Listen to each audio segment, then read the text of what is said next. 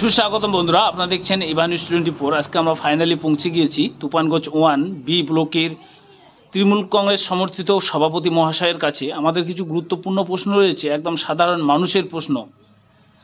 আপনারা প্রত্যেকেই জানেন লোকসভা নির্বাচনে ঘন্টি বেজে গেছে, তো আপনাকে আবারও পুনরায় ব্লক সভাপতি হিসাবে রাখা হলো।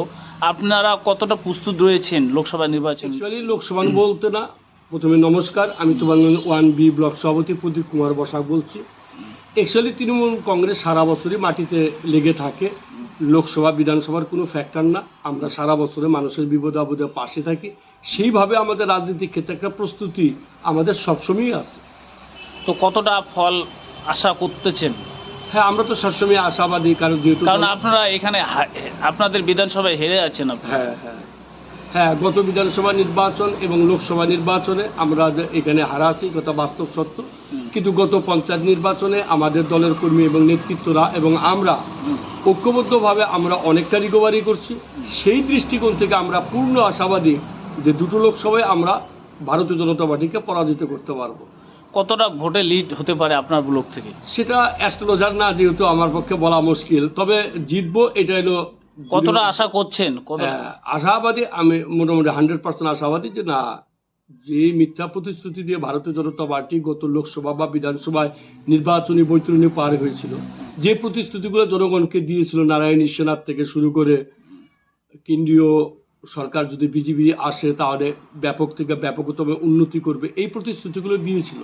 কিন্তু নির্বাচনে তারা লোকসভা এমপি বা বিধানসভা এমএলএ পাওয়ার পর জনগণ হারে হারে টের পেয়েছে যে তাদের কোনো টিকিট নাগাল নাই, মোটামুটি মিসিং বলাই ভালো। তো এক্ষেত্রে সাধারণ মানুষ 100 দিনের কাজের টাকা পাচ্ছে না, কিংবা আবাস যোজনার টাকা পাচ্ছে না। যারা দৈনিক কাজ করে, যারা কাজ করে রক্ত পানি করেছে, বলা চলে ঘাম করেছে, তাদের টাকা পাচ্ছে না। সেই বিষয়ে আপনারা কি করছেন? হ্যাঁ, আমাদের অলরেডি আপনারা জানেন যে আমাদের দলের সর্বভারতীয় সাধারণ সম্পাদক সম্মানীয় অভিষেক ব্যানার্জি 100 দিনের কাজের টাকা এবং ঘরের যে টাকা, মানুষ যারা কাজ করেছে কেন্দ্রীয় সরকারের প্রকল্প, তাদের নির্দেশেই প্রত্যেকটা ভারতবর্ষ রাজ্যে কাজ হয়েছে, পশ্চিমবঙ্গেও তার অঙ্গ হিসাবে কাজ হয়েছে।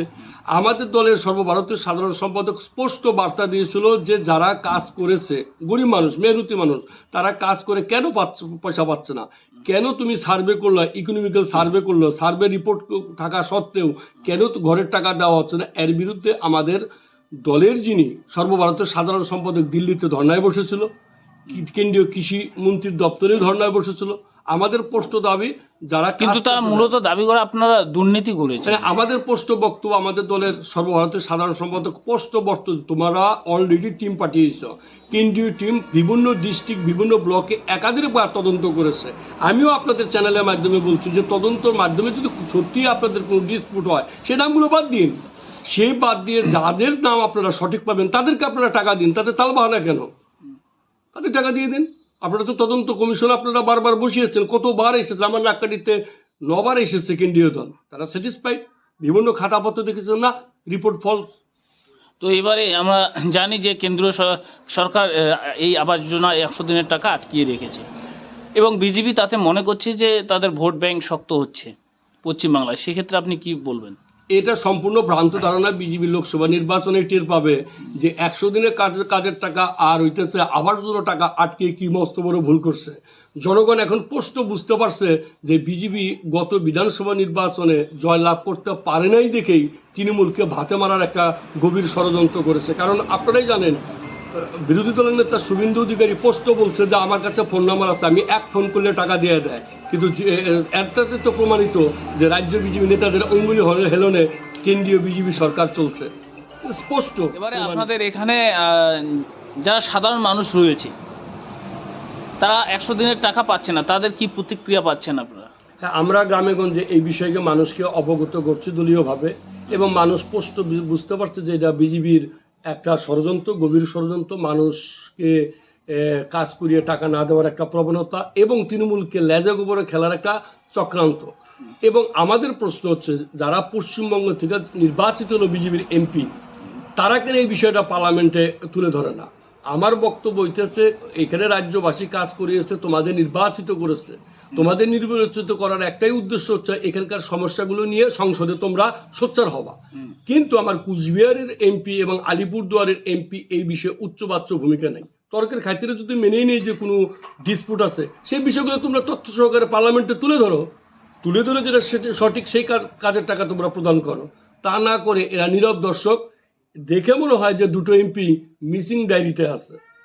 তো আপনি যেহেতু মিসিং ডায়েরির কথা এখানে বললেন, তারা এখন কি ভোটের আশা করতে পারে?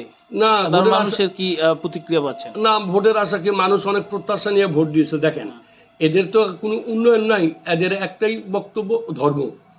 এরা ধর্মগত লোকসভা নির্বাচনে এবং বিধানসভা নির্বাচনে হিন্দু মুসলিমের তাস খেলে এরা নির্বাচনে জয়লাভ করেছে। এদের উন্নয়নের কোনো বালাই নেই। মানুষ বুঝতে পারছে যে ধর্ম সবাই শ্রদ্ধা করে, ঈশ্বরকে সবাই মানে, কিন্তু কর্মসংস্থান দরকার। স্বামী বিবেকানন্দ বলেছিল, পেটে খিদা থাকলে কোনো ঈশ্বরের নামই অন্তরে। গতকালকে রাম মন্দির উদ্বোধন হলো, সেখানে উপস্থিত স্বয়ং প্রধানমন্ত্রী ছিলেন এবং অন্যান্য নেতৃত্বরাও ছিলেন। সেই বিষয়ে আপনাদের তৃণমূল কংগ্রেসের প্রতিক্রিয়া কি রয়েছে? দেখুন, রাম মন্দির হোক, হিন্দু হিসাবে আমরাও চাই রাম মন্দির হোক, সে নারায়ণের একটা অংশ। কিন্তু প্রশ্ন হচ্ছে, এখানে একটা ষড়যন্ত্র আমরা দেখতে পাচ্ছি, সারা ভারতবর্ষী দেখতে পাচ্ছে। এবার মোদীবাবু বুঝতে পারছে ভারত পাকিস্তান যুদ্ধ, চীন ভারত যুদ্ধ খাবে না, তাই ধর্মীয় সুশুরিকে কাজে লাগিয়ে এই নির্বাচনে বৈতরণের একটা প্রয়াস। আমার মোদীবাবুর কাছে প্রশ্ন, ধর্ম দরকার আছে, আমি বিশ্বাস করি গভীর রামকে ভগবান হিসেবে শ্রদ্ধা করি, কিন্তু যেখানে প্রতি বছর 1 কোটি টাকা 1 কোটি লোকের চাকরি দেবে, সেই চাকরির সংস্থান কোথায়? যেখানে গ্যাসের সিলিন্ডার মনমোহন সিং থাকাকালীন ছিল 362 টাকা, সেই গ্যাসের সিলিন্ডার হয়ে গেছে 1200 টাকা। যেখানে মনমোহন সিং প্রধানমন্ত্রী থাকাকালীন কেরাসিনের লিটার ছিল রেশনে 14.5 থেকে 15 টাকা লিটার, সেই কেরাসিনের মূল্য বৃদ্ধি হয়েছে 85 থেকে 90 টাকা লিটার। এইখান থেকে মানুষের দৃষ্টিকোণ ঘোরাবার জন্যই এখন রামচন্দ্রকে নিয়ে এই মোদীবাবুর অত্যন্ত মাতামাতি। এই উন্নয়নের কোনো বেলাই নেই, বেকারদের চাকরির কোনো বেলাই নেই, দ্রব্যমূল্য নিয়ন্ত্রণের কোনো বেলাই নেই। এই একটা ইস্যুকে কাজে লাগাইয়া আবার নির্বাচনী বৈতরণের একটা ষড়যন্ত্র। এখানে আপনারা ব্লক সভাপতির নিজস্ব বক্তব্য শুনতে বললেন, তার বক্তব্য যে নিজস্ব বক্তব্য, তার বক্তব্যের জন্য আমাদের চ্যানেলের কর্তৃপক্ষ কখনোই কোনোভাবে দায়ী নয়। আজকের প্রোগ্রাম আমরা এখানেই শেষ করলাম। যারা বিশেষ করে তুফানগঞ্জ 1B ব্লক থেকে দেখছেন, তাদের মতামত অবশ্যই কমেন্ট বক্সে লিখবেন। সভাপতি মহাশয়ের সঙ্গে কতটা একমত রয়েছেন। ভালো থাকবেন, নমস্কার। নমস্কার।